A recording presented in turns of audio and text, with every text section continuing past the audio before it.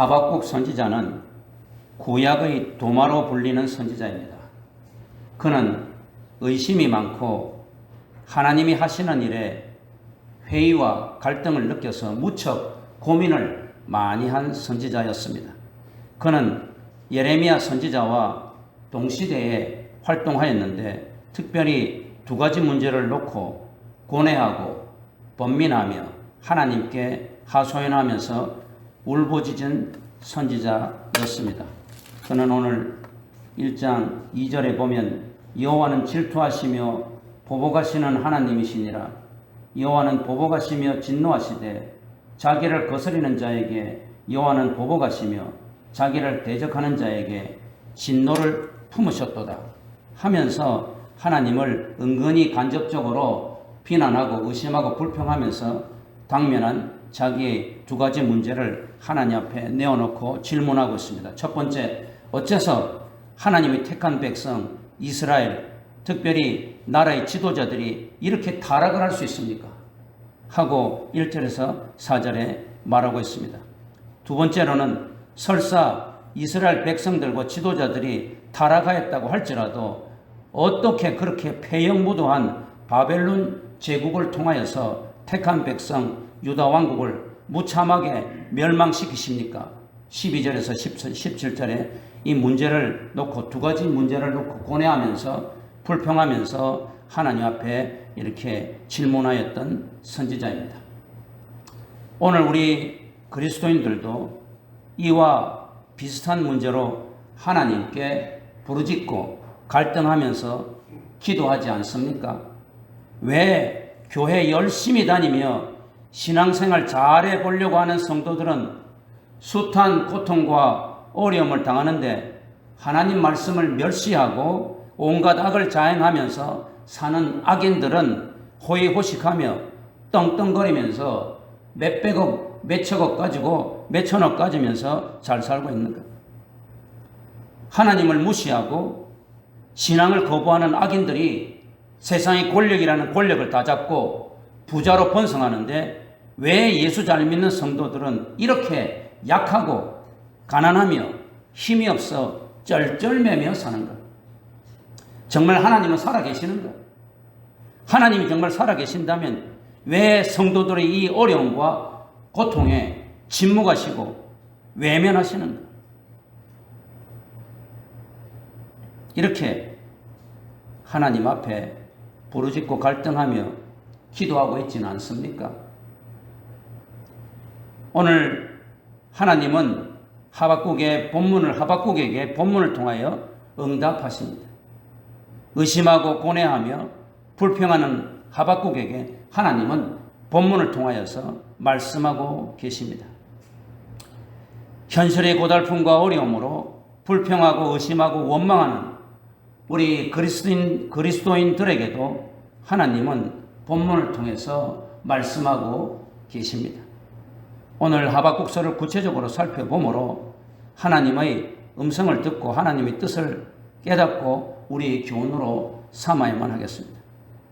첫 번째, 하나님께서 하박국에게 응답하시는 말씀은 한마디로 다 바꾸라는 말입니다. 하나님께서 내가 다 바꾸시겠다는 말씀. 그러니 너희도 다 바꾸라는 이야기. 하박국서는 문답의 형식으로 구성되어 있습니다. 선지자 하박국이 두 번 질문합니다. 1절에서 4절, 또한 12절에서 17절. 그랬을 때 하나님께서 두 번 응답하십니다. 1장 5절에서 11절에 한 번 응답하시고 2장 1절에서 20절에서 또한 응답하십니다. 하나님께서는 현재의 유대 백성 가지고는 안 되겠다는 이야기예요.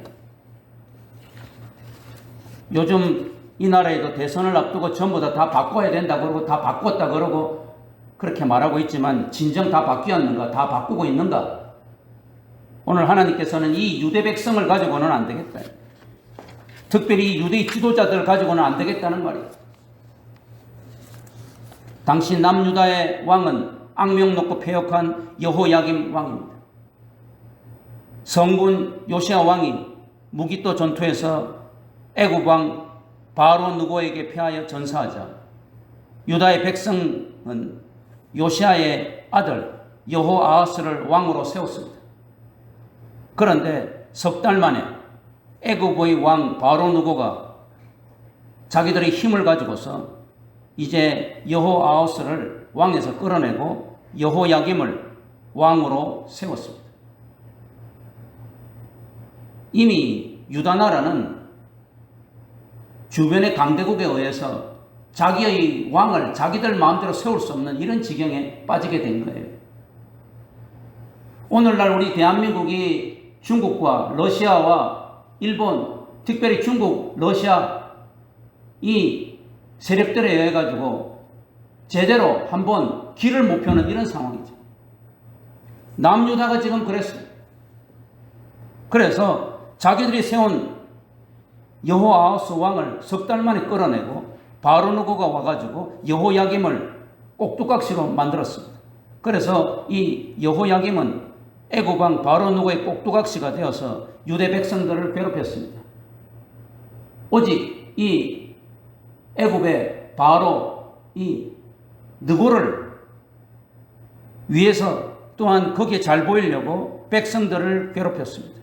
세금을 많이 거두고 여러 가지 착취를 많이 했습니다. 뿐만 아니라 마음이 아주 완악하고 강팍하여서 예레미야가 전한 두루마리 성경을 이 제사장과 서기관이 읽어주자 읽을 때마다 칼로 싹싹 성경을 빼어서 화롯불에 던져서 태워버리는 이런 악행을 저지르는 인간이었습니다.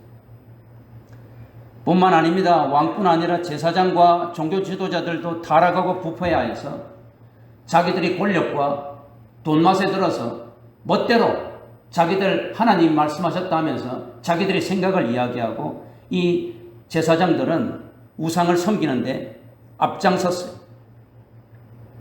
관리들은 권력을 이용하여 착취하고 치부하고 있었고 가진 자들은 역시 백성들을 이용해서 착취하고 치부하였습니다. 가진 자들은 서슴없이 이렇게 갑질을 하였고 멸시하였고 그 백성들 역시 우상을 숭배하고 하나님을 멀리하고 악을 자행하였습니다. 그래서 이 유다 왕국에는 머리부터 발끝까지 이름만 무늬만 하나님의 택한 백성이었지 그들은 하나님과 멀어졌고 말씀과 멀어졌고 믿음과 멀어졌어요. 정의는 땅에 떨어지고 무시되었습니다. 유다 사회에 정의란 있을 수가 없습니다. 오늘날도 한국 사회에 정의와 공정과 상식을 이야기하지만 정의는 땅에 떨어졌잖아요. 악에는 번성하였고 의인은 고통과 어려움을 당하였습니다. 남유다 왕국은 총체적으로 부패한 사회였습니다. 그들은 북이스라엘 왕국이 하나님의 징계를 받아 아수르에 의해서 멸망당한 것을 보고서도 정신을 차리지 못하였습니다. 하나님은 당시 신흥 강국으로 떠오르고 있는 바벨론을 유다 왕국을 징계하는 데에 도구로 사용하셨습니다. 오늘 1장 5절에서 11절에 보면 날래고 용맹하며 무자비한 바벨론 군대를 사용하였다. 그래서 그들이 날래기를 표본과 같다. 그들이 참으로 날래기를 독수리와 같다. 그런 군대를 사용하셔서 하나님은 자기의 사랑하는 택한 백성 유다 왕국을 초토화시켜버렸습니다. 왜? 이대로는 안 된다. 이 하나님이 택한 백성이라고 무늬만 하나님의 택한 백성인 이들을 이대로는 내버려 둘 수 없다. 다 바꿔버려야 되겠다. 하나님께서 작정하신 것입니다. 바벨론 군대는 BC 605년 1차 침공하여서 여호야김 왕을 쇠사슬에 묶고 포로로 잡아갔습니다.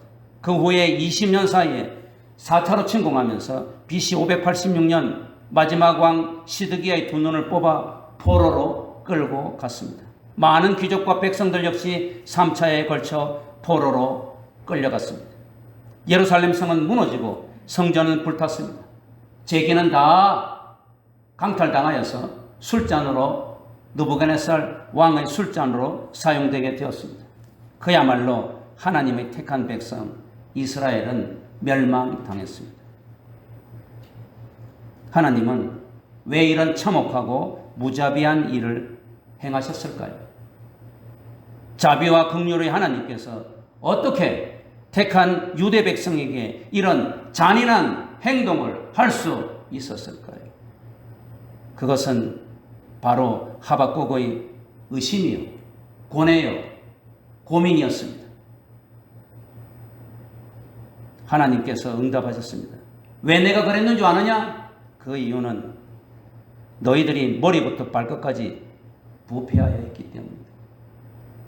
그래서 나는 이 유대 사회를 철저하게 개혁하고 바꾸기 위함이다. 내가 어떻게 바꾸겠느냐? 무엇으로 바꾸겠느냐? 그것은 바로 믿음이다 라고 이야기하고 있습니다. 사랑하는 성도 여러분, 오늘 하박국서를 통해서 하나님께서 우리에게 말씀하십니다. 아까 앞에서도 이야기했듯이 왜 믿는 자들이 이렇게 고난과 어려움을 받느냐? 왜 악인들이 득세하고 온 세상을 악인들이 권력을 잡고 왜 모든 일들을 악인들이 쥐부하고 있는가? 우리는 왜 이렇게 힘이 없고 약하고 연약한가? 왜 그런 줄 아십니까? 머리부터 발끝까지 우리를 싹 다 바꾸기 위함입니다. 그것은 바로 믿음이에요. 예수 믿는 사람은, 성도는, 의인은 믿음으로 살아야 된다는 이야기입니다. 하나님은 하박국에게 하나님의 백성은 믿음으로 살아야 함을 강조합니다. 구원의 대상은 오직 의인입니다. 죄인은 아니에요. 하나님께서 구원하시는 대상은 의인입니다. 그리고 그 의인은 누가 의인이냐? 믿음으로 사는 자가 의인이라는 말입니다. 나 여호와는 믿음으로 사는 자만 구원하겠다는 뜻입니다. 우리의 지능을 보는 것도 아니고, 우리의 혈통을 보는 것도 아니고, 우리의 지위를 보는 것도 아니고, 우리의 돈을 보는 것도 아니고, 우리의 IQ를 보는 것도 아니고, 스펙을 보는 것도 아닙니다. 오직 너의 믿음을 보겠노라. 하나님의 불가항력적인 은혜로 선택받은 유대 백성들이 믿음으로 살지 않는다? 이것은 바꿔야 된다는 이야기예요. 그러면 개혁하겠다는 이야기입니다. 하나님의 무조건적인 사랑으로 선택받은 유대 백성들이 하나님의 말씀을 거부하고 우상을 섬기고 믿음으로 살지 않는다? 그렇다면 철저히 변화시키겠다는 말씀입니다. 그래서 하나님이 그렇게 솔로몬이 7년이나 걸쳐서 세웠던 그 아름답고 귀한 성전을 불태웠습니다. 유다의 왕도 포로로 끌려가게 하였습니다. 백성들도 모두 포로로 끌려가게 하였습니다. 예루살렘 성과 가옥과 마을을 철저하게 파괴시킨 것입니다. 모두 다 바꿔라! 철저하게 바꿔라!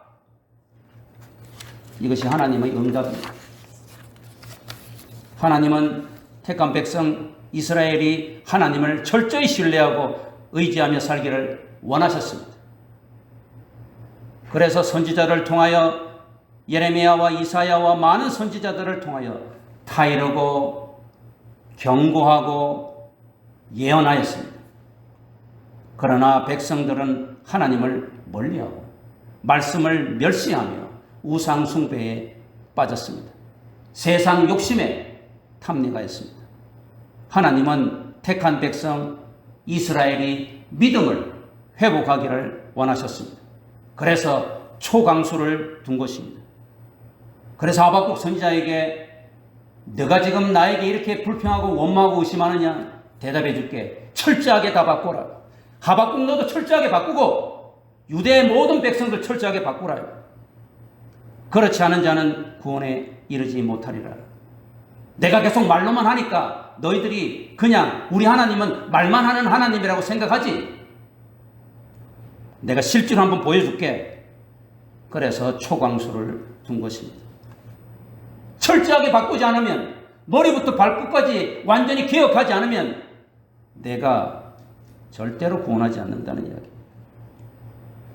실제로 택한 백성 이스라엘 중에서 오직 남은 자만을 하나님은 구원을 하셨습니다.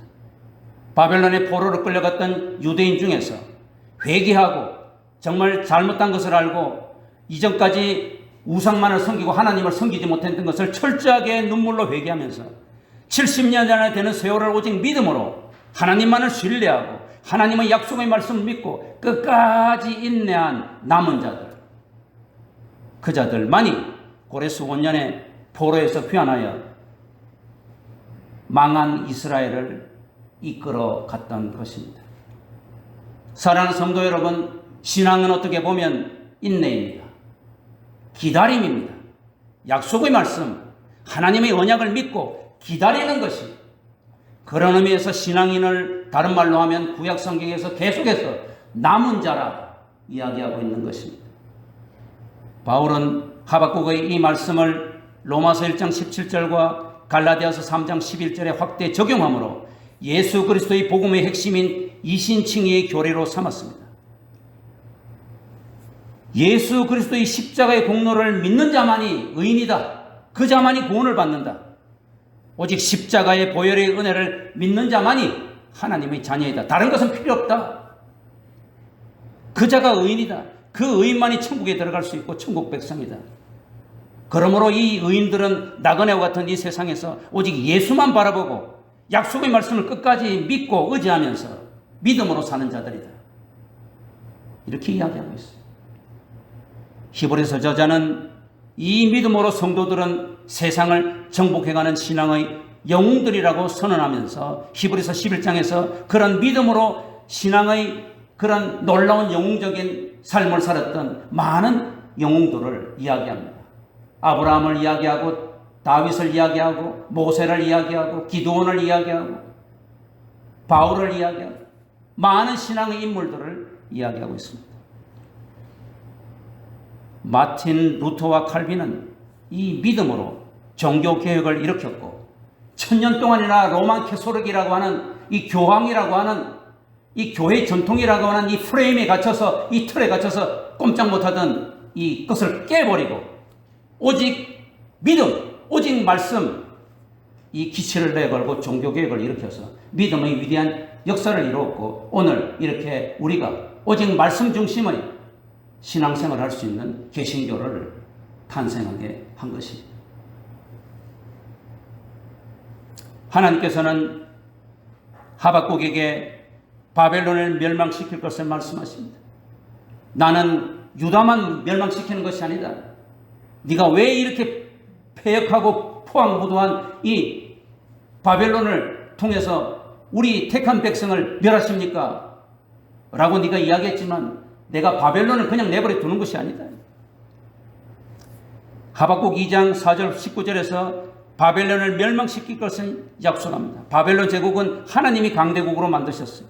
여기 6절에 보면 1장 6절에 보면 하나님께서 이 신흥 강국인 바벨론을 일으키셨다. 이렇게 말하고 있습니다. 보라 내가 사납고 성급한 백성 곧 땅이 넓은 곳으로 다니며 자기의 소유가 아닌 그런 거처들을 점령하는 갈대아 사람을 일으켰나니. 원래 아수르 제국이 굉장히 컸고 이 바벨론 조그만 나라였는데 하나님께서 이 바벨론을 크게 강국으로 제국으로 일으켜서 아수르 제국을 멸망시키고 이 유대 나라의 본때를 보여주고 회초리를 들기 위해서 바벨론을 강대국으로 만들었음에도 불구하고 이 강대국이 되니까 바벨론 사람들이 자기들의 힘을 자랑하고 그것을 자기들의 신으로 삼았다. 여기 1장 11절에 보면 그것들은 자기들의 힘을 자기들의 신으로 삼는지. 김정은이가 요즘 계속해서 미사일을 쏘아대면서 총성 마하 10을 넘는 그런 미사일을 만들었다고 하면서 핵과 미사일만 있으면 모든 것을 다 이겨나갈 수 있을 줄 알고 그거를 자기의 신으로 삼고 있는데 하나님은 그냥 내버려 두시겠어요? 시진핑가 저렇게 온 동북아 세력을 공산주의로 만들려고 아주 그냥 온갖 계략을 쓰고 있을 때 하나님이 그대로 내버려 두시겠어요? 절대로 그냥 내버려 두지 않습니다. 예수 믿는 자들을 하나님의 택한 백성들을 멸망시키려고 하는 저 악의 세력들을 하나님이 그냥 내버려 두시겠어요? 절대로 그렇게 내버려 두시지 않습니다. 다만 우리가 정신 차리지 못하고 하나님을 섬기지 못할 때 몽둥이로 그들을 사용하시는 기는 하지만서도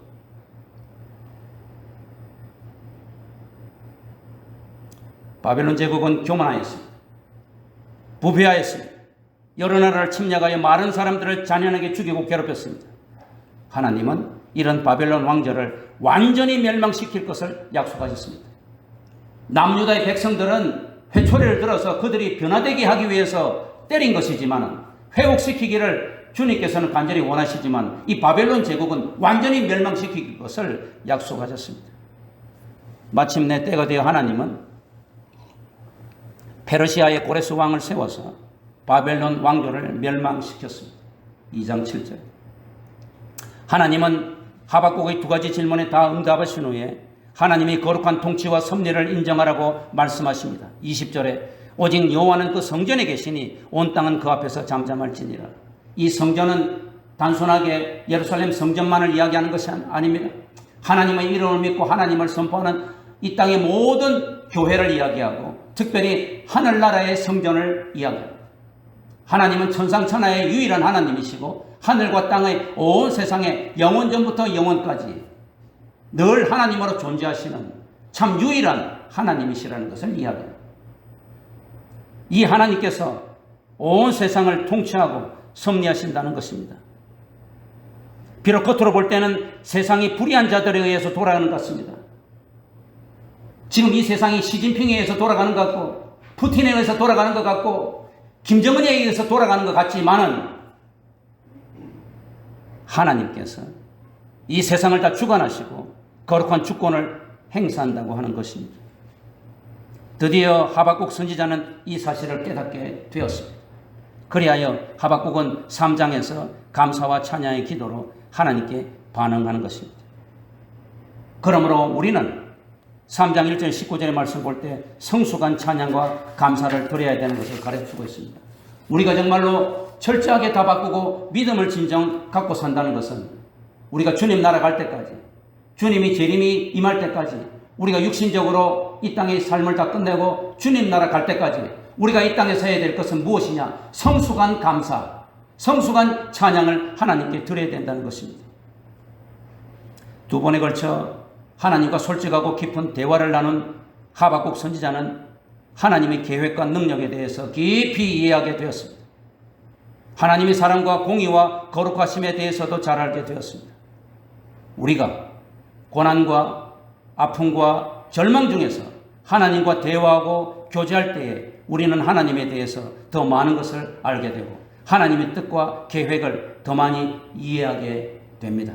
그래서 하나님은 그것을 우리에게 바라기 때문에 우리에게 참으로 알 수 없는 이유 없는 고난과 역경과 아픔을 때때로 주시는 것입니다. 성도 여러분, 하나님의 계획은 완전합니다. 우리 인간의 계획과는 다릅니다. 실수가 없습니다. 실패가 없습니다. 반드시 하나님의 계획은 이루어집니다. 하나님의 능력은 무한하십니다. 절대적이십니다. 무에서 유를 창조하시는 권능의 하나님이십니다. 오늘날도 표적과 기사를 한없이 나타내시는 분입니다. 이 나라가 어떻게 될 것인가, 앞으로 69일도 남지 않은 대선이 어떻게 될 것인가 두려워하지 마세요. 하나님께서 역사하시면 하나님이 원하시고 계획하신 지도자를 뽑아주실 것이고 우리를 자유민주주의 국가로 영원한 반석에 서게 하시고 또한 온 땅에 복음을 전하는 선교의 대국으로 삼아주실 것이고 문제는 우리가 하나님 기뻐하시는 믿음을 가지고 있느냐, 그것이 중요한 것이에요. 하나님의 사랑과 공의와 거룩하심은 완전합니다. 부족함이 없습니다. 하나님은 택한 백성 이스라엘을 완전히 버리신 것이 결코 아닙니다. 오히려 믿음을 가진 남은 자들을 통하여 다시 구원하시고 회복시키시는 것입니다. 이 사실을 하박국 선지자는 깨닫게 된 것입니다. 현실이 아무리 부조리하고 상황이 아무리 부당하고 부패하여 보여도 하나님은 여전히 이 세상의 통치자이시며 역사의 주인이십니다. 그러므로 어떤 여건과 현실 속에서도 하나님을 의지하고 믿음으로 인내하며 기다려야 합니다. 이것을 하박국 선지자가 깨달은 거예요. 그래서 찬양하고 감사한 것입니다. 실로 오직 여호와 하나님만이 믿음과 경배의 대상이라는 사실을 하박국 선지자는 본문을 통하여 깊이 깨닫게 된 것입니다. 비록 인간적으로는 장차당할 심판과 환난이 두렵습니다. 오늘 여기 본문 3장 16절에 보면 하박국 선지자의 두려운 모습이 나옵니다. 내가 들었으므로 이스라엘이 완전히 망하는 것을 들었다는 이야기예요. 하나님에게 들었다는 이야기예요. 계시를 받았다는 이야기예요. 내 창자가 흔들렸고 내 목소리로 말미암아 내 입술이 떨렸도다. 무리가 우리를 치러 올라오는 환난 날을 내가 기다림으로 썩이는 것이 내 뼈에 들어왔으며 내 몸은 내 처소에서 떨리는도다. 장차당할 환난과 어려움을 생각하니까 너무 두려운 거예요. 그런 두려운 가운데에도 구원의 하나님을 신뢰하는 믿음으로 나는 담대하게 이겨나갈 수 있다는 고백을 하고 있는 것입니다. 더 나아가서 하나님을 향한 하박국 선지자의 믿음은 성숙한 감사와 찬양으로 발전하고 있습니다.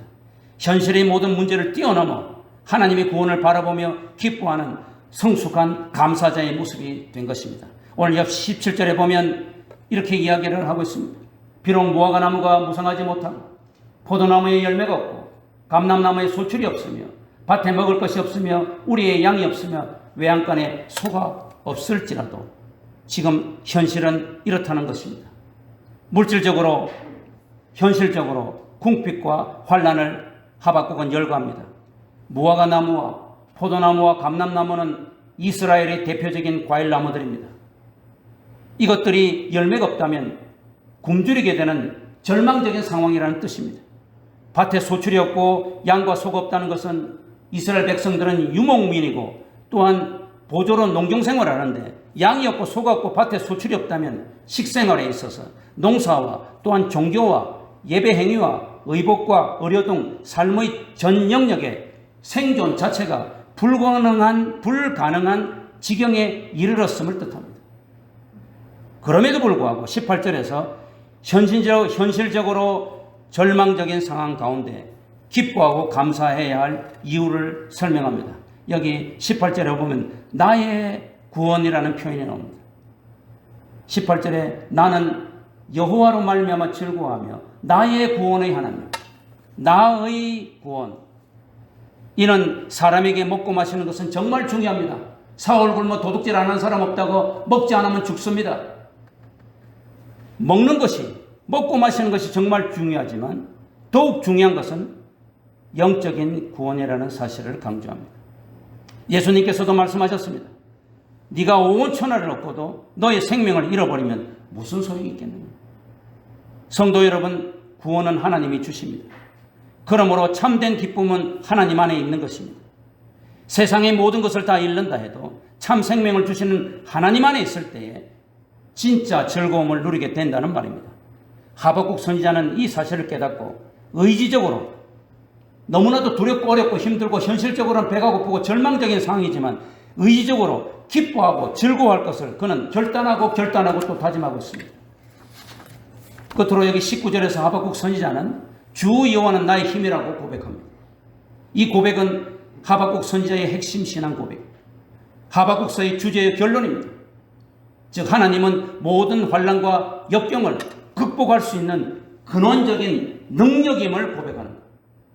다시 말해 하나님만 계시면 어떤 환난도 어떤 어려움도 능히 해결할 수 있음을 고백한 것입니다. 18절에서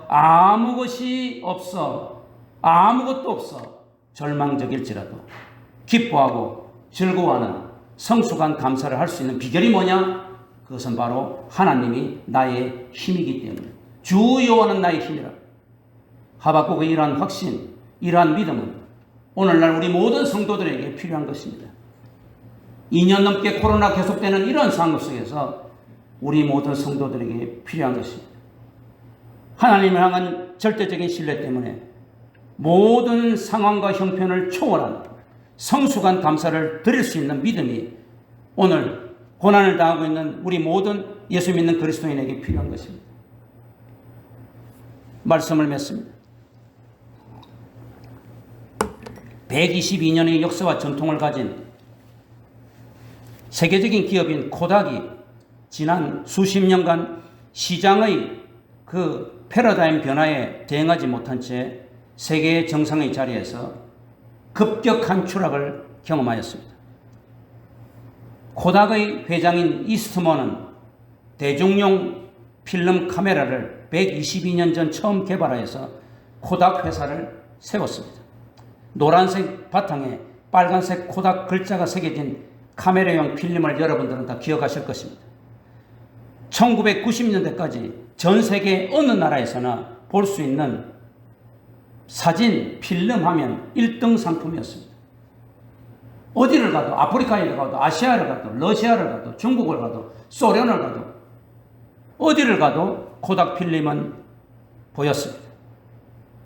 90년대 초반 코닥의 연매출은 190억 달러, 약 하나로 21조 원에 달했습니다. 90년대 그 당시에.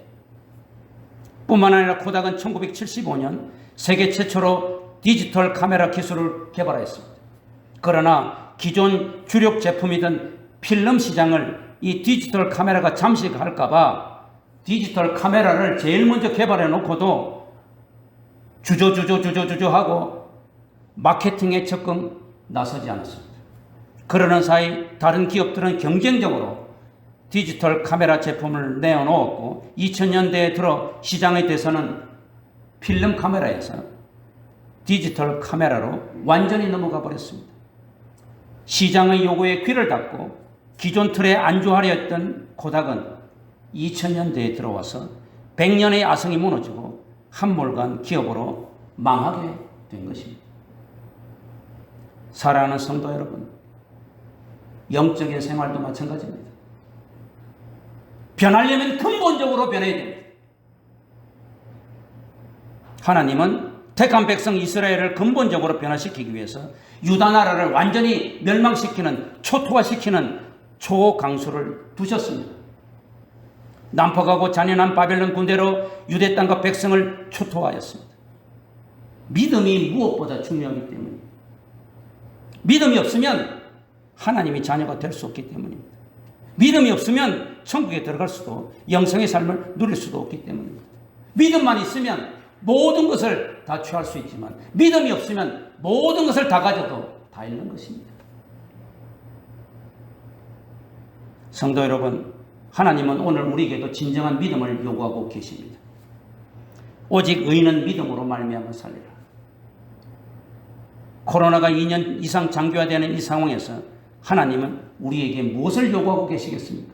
왜 이렇게 계속해서 어려움과 고통을 우리에게 허락하시겠습니까? 너희는 믿음으로 살아라. 약속의 말씀만을 믿고 살아라. 나 여호와 하나님만을 의지하고 살아라. 오직 예수만 바라보라. 예수만 바라보고 기다려라. 인내해라. 소망 가운데 살라. 그거예요.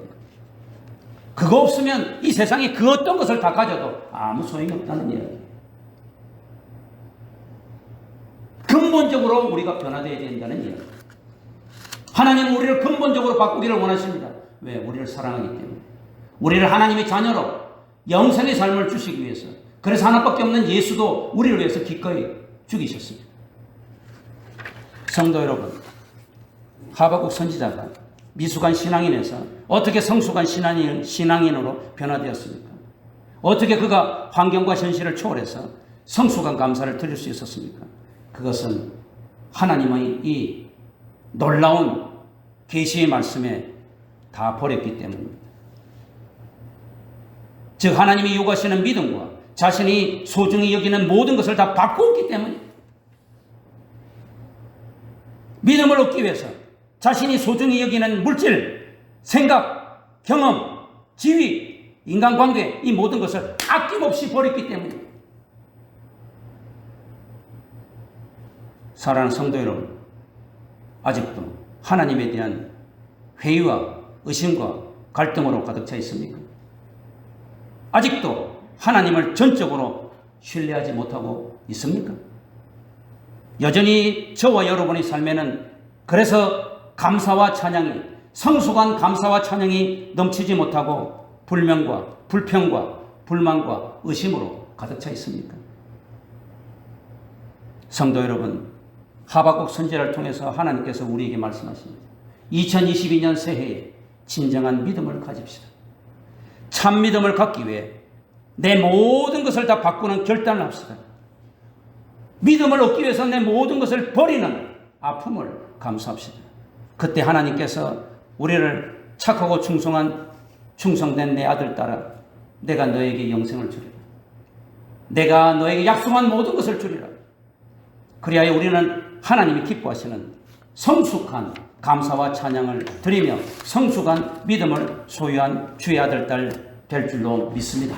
이런 놀라운 축복과 은혜가 2022년 여러분과 여러분의 가정에 충만히 임하기를 주 예수의 이름으로 축원합니다.